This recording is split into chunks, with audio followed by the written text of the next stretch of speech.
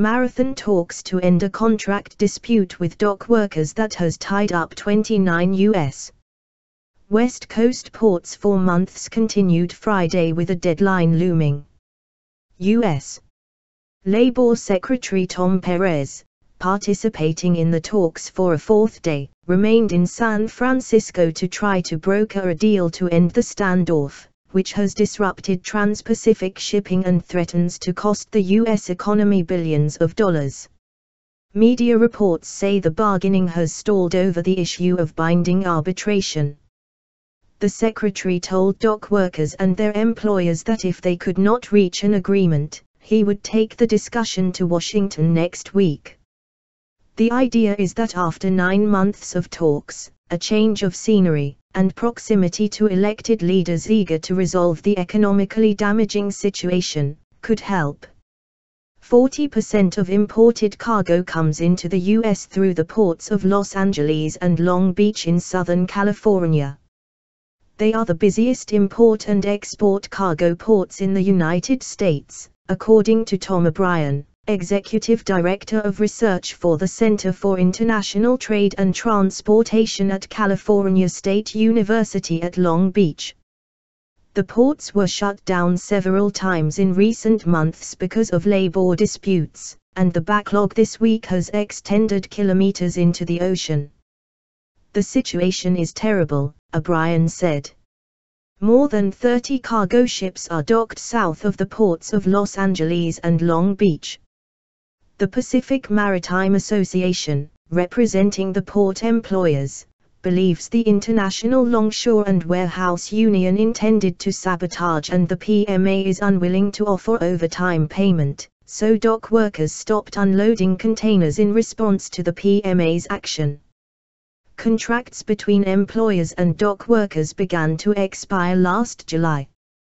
By October, cargo congestion was felt all along the West Coast.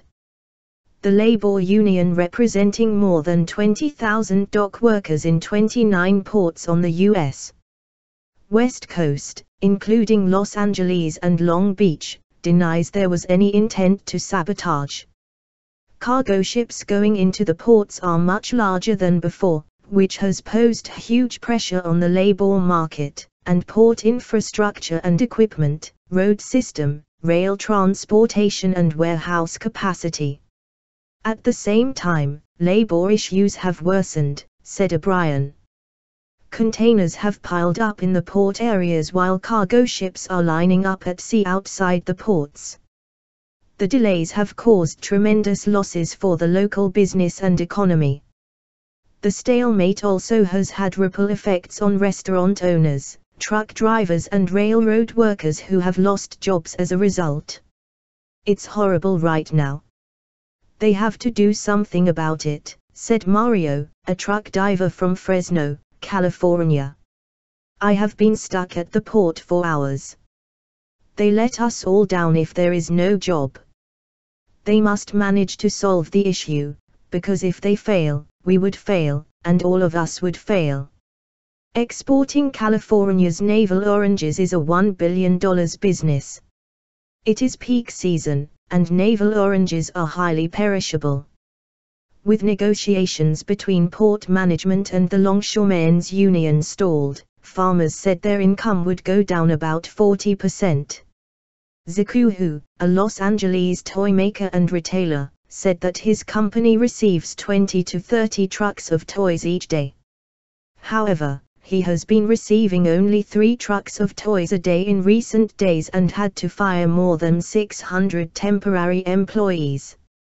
He said his business on Valentine's Day was ruined, and he is not optimistic about the Easter holiday.